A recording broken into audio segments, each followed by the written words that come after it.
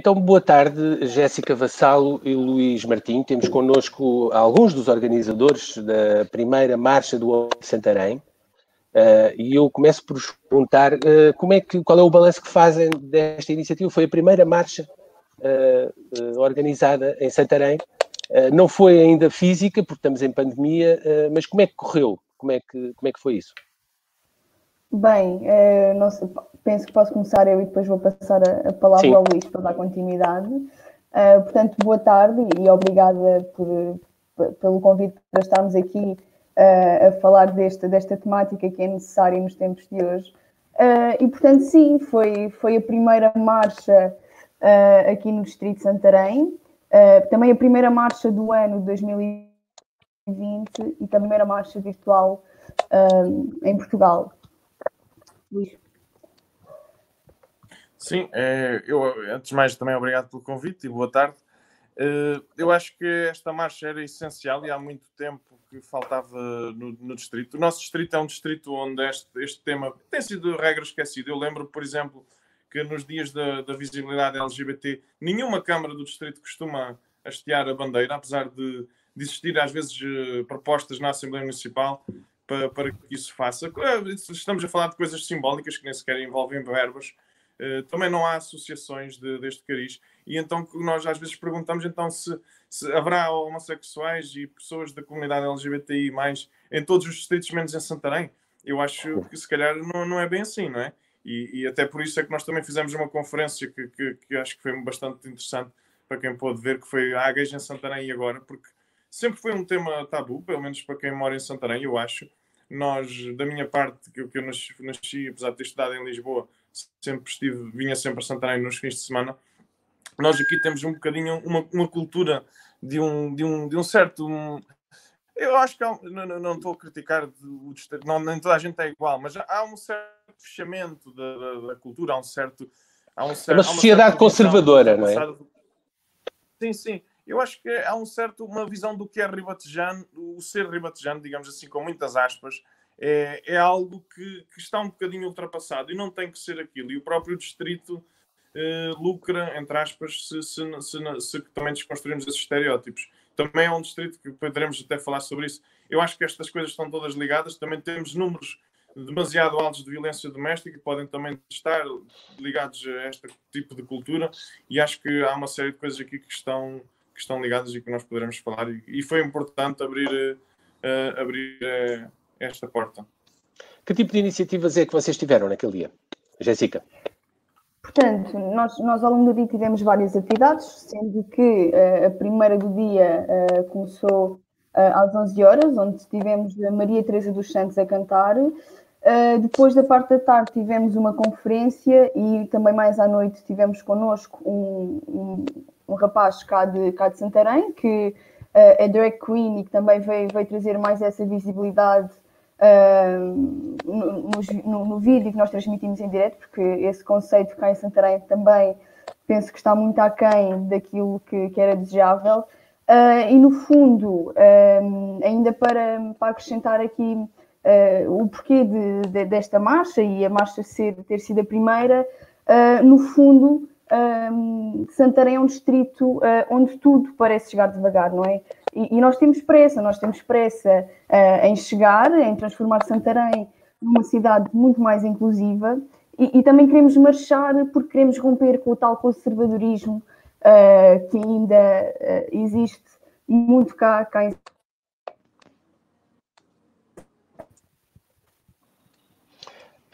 E no final do dia, no final da marcha, acham que Santarém saiu do armário?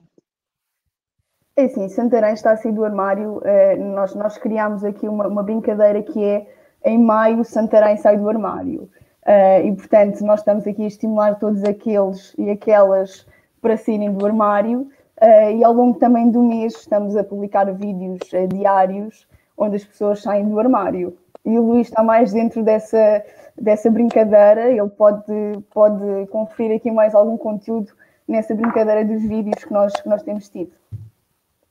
Sim, nós temos tido um vídeo por dia de pessoas do distrito e pessoas que são da comunidade LGBTI e não só, também nós temos aberto Porque também, no nosso entender, como há um problema que não é só do distrito, que é do país e do mundo, que é aquilo que nós chamamos de uma heterossexualidade compulsória, que é quase que as pessoas são forçadas a ser heterossexuais e por isso é que a não normatividade e o não binarismo nunca, em regra, sofrem a discriminação. E então temos publicado por dia um vídeo, já tivemos pessoas gays, lésbicas, hetero, não binárias, transexuais, e acabamos por assim mostrar que em Santarém e tanto no Conselho que essas pessoas também existem, e a visibilidade é muito importante, e no meu entender, se me permitem, a palavra orgulho também é muito importante, no meu entender, porque há uma frase que até é de outra marcha, não é? Mas que nós também preferimos,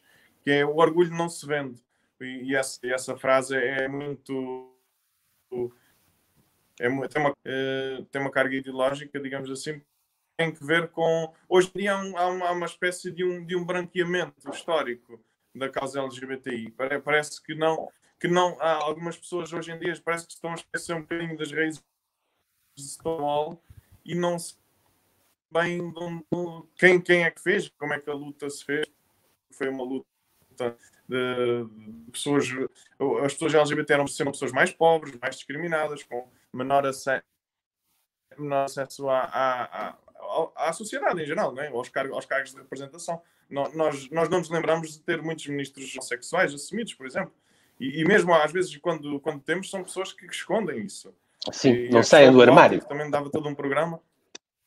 Sim, pois é isso. Porque há uma certa... parece que há um desvalor social, não é?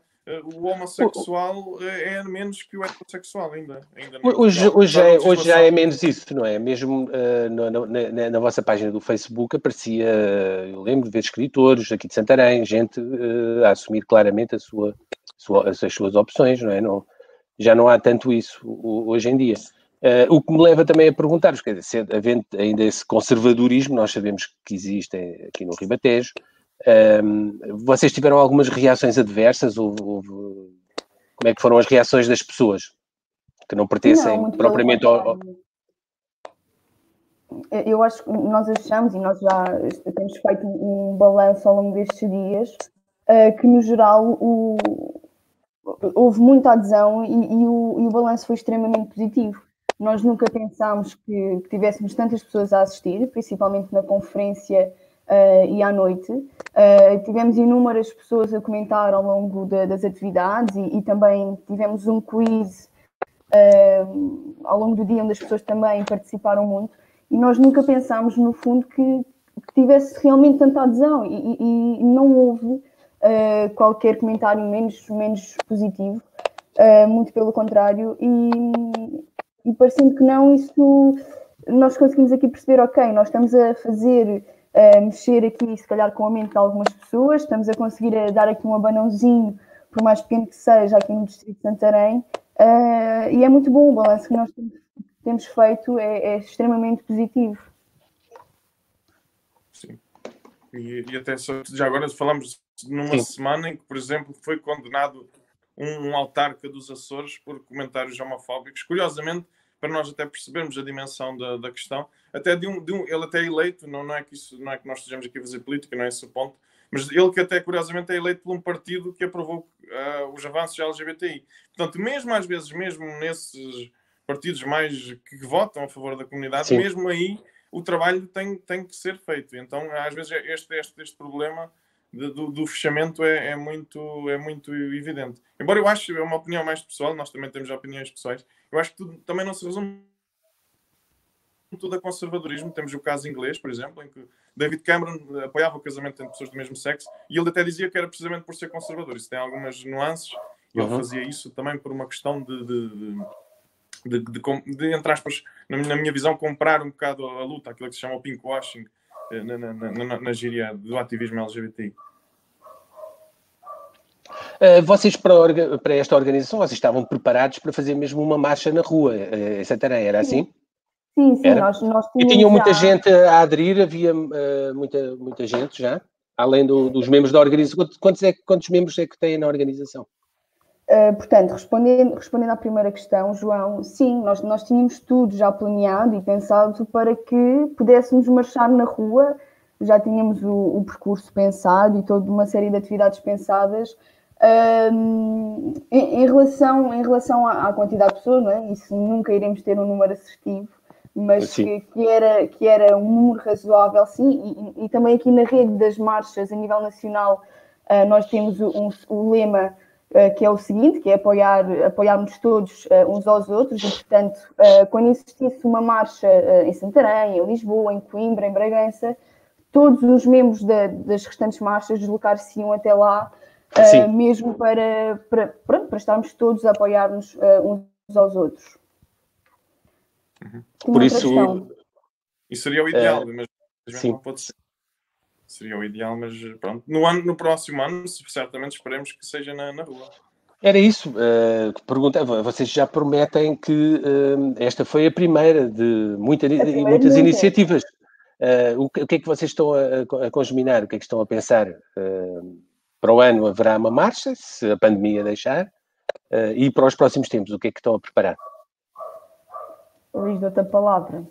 Sim, nós também estamos a estudar algumas atividades. Vamos continuar com também uma dinamização cultural, através o nosso ativismo agora, entre aspas, o nosso e quase todos os ativismos estão reduzidos ao ativismo online, por força da pandemia, e nós não sabemos também se o Covid provavelmente vai ter várias vagas, vai ter várias... Provavelmente no inverno vai acontecer outra vez, e nós também temos que ter isso em conta. Também existe uma rede nacional de marchas LGBT. É importante isso, falarmos sobre isso, porque está a ser criada uma sinergia entre os vários distritos e as várias marchas que existem pelo país para se entreajudarem, para também desenvolverem ações comuns, a fazer um levantamento da comunidade LGBT e como é que tem sofrido, porque é particularmente afetada pela pandemia por diversas razões. Também vamos ter tertúlias temáticas, além da dinamização cultural, em que iremos falar sobre diversos temas que afetem a comunidade. Também faremos sinergias com outras associações LGBTI. Também já fizemos por exemplo, o Clube SAF, que foi a primeira associação lésbica em Portugal. Também já falámos com a Ilga, com a nossa deputada aqui do Distrito de Santarém, não é? Que foi a fundadora, a Fabíola Cardoso. Sim, ela ainda continua a ser dirigente dessa organização.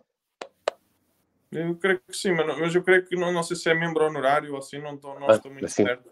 Mas além dessas organizações, vocês têm contato com alguma reação de outras organizações, partidos políticos ou de associações? Tiveram algum feedback? Sim, no fundo, todas as organizações e associações da comunidade LGBTI têm prestado muito apoio, não só à nossa marcha, mas a todos os outros movimentos, e tem sido muito bom nesse aspecto, porque é através, digamos, dos núcleos maiores que se calhar conseguimos chegar a mais pessoas, e se calhar se não fossem esses núcleos maiores de movimentos e de associações LGBTI, se calhar não conseguimos chegar a mais pessoas, e tem sido feito um trabalho fantástico nesse sentido. Temos prestado um apoio constante e a todos, mesmo muito bonito e muito forte. Portanto, vão continuar agora no Facebook, é o vosso canal de eleição, não é? Por aí que as pessoas que queiram saber o que é que vai acontecer podem encontrar, não é? Marcha do Orgulho de Santarém, no Facebook. E tem iniciativas, para aquilo que me disseram, há pessoas a darem testemunhos, a falarem, vão continuar com iniciativas por aí. Sim, nós temos uma atividade semanal em que divulgamos filmes, músicas e livros, sugestões que nos enviam para o nosso e-mail. E então essa tem sido a atividade sempre mais recorrente, mas agora em pós-marcha temos pensado agora em novas atividades, como o Luís disse, mas vai talvez na vertente de termos temáticas mensais, em que vamos abordar um assunto a cada mês, onde teremos debates, alguém falar. Aliás, inclusive, nós publicámos, o Samuel Pimenta é um escritor aqui de Alcanhões, que faz parte de Santarém. Inclusive, teremos a presença dele na nossa página, a falar um bocadinho, a apelar, a dar testemunho, não só enquanto homem gay, mas também enquanto escritor, não é? Sim, e aliás, só uma pequena nota também, estranho é que a cidade de Mário Viegas não tivesse esta temática também, foi um comentário que eu me lembro de ouvir, também é interessante. Que a nossa cidade também tem alguma ligação, se nós procurarmos bem. Tem muita ligação, eu conheci-o pessoalmente ainda. E também foi uma pessoa que à sua maneira, também lutou pela visibilidade. Sim, e assumido, ele tinha... assumia-se como gay, não é? Sim. Foi dos primeiros. E acho que o papel da marcha é também trazer as pessoas, porque as pessoas não se sentem muito confortáveis. As pessoas LGBTI têm uma luta diária. E então trazê-las para um sítio em que possam ser elas próprias, que possam ser o conforto. Às vezes elas até podem primeiro aparecer e numa tertúlia ou assim, sentirem que há outras pessoas e depois então até daí fazerem o seu outing, por exemplo. Também esse é o nosso papel social, além de termos algumas, como qualquer marcha e qualquer movimento tem reivindicações objetivas, também quer chamar essas pessoas para a cidadania e para que possam participar, porque muitas vezes são pessoas que têm medo, a palavra é mesmo o medo, não é? Eu lembro de no secundário aqui, tudo bem que foi há alguns anos, eu quando andei no secundário, eu lembro que foi para aí no ano de 2003, 2004, eu lembro de ter 2 colegas lésbicas que sofriam bullying severo. E mesmo estragavam-lhes os materiais, eram agredidas, passavam os intervalos dentro da sala porque tinham medo de ir para lá, e então isso aconteceu. Isso hoje está um pouco mais batido, não é? Isso hoje está mais... é mais difícil isso acontecer. Quando isso acontece, existem punições, já não é uma luta clandestina, não é? Sim. Aliás, estas questões na vertente da educação, eu creio que têm sido mais debatidas e têm estado mais na ordem do dia no que diz respeito à educação, e também esta questão também do bullying, não é? Ou daquilo que nós possamos entender por bullying, que já existem N formas para o fazer, mas penso que estas questões, a meu ver, devem sempre começar pela educação. Vejamos, uma criança só acha mal aquilo que é ensinado a achar mal. E acho que aqui a educação, as escolas, têm um papel de veras importante, que é não só as escolas, também em casa, não é? Mas esta base, esta questão da educação, eu acho que é sempre importante no que diz respeito, não só às questões LGBT, mas também estou aqui a pensar nas questões do racismo, porque as crianças só acham mal aquilo que são ensinadas a achar mal. Sim, isso começa em casa, na escola e por aí adiante. Vamos então continuar a trabalhar para termos uma sociedade mais inclusiva, mais justa, mais livre. Sim, obrigado pela vossa presença. Obrigada. E só terminar aqui dizendo que vamos marchar porque Santarém quer levar a inclusão mais além. Obrigada. Obrigado. Obrigado, nós.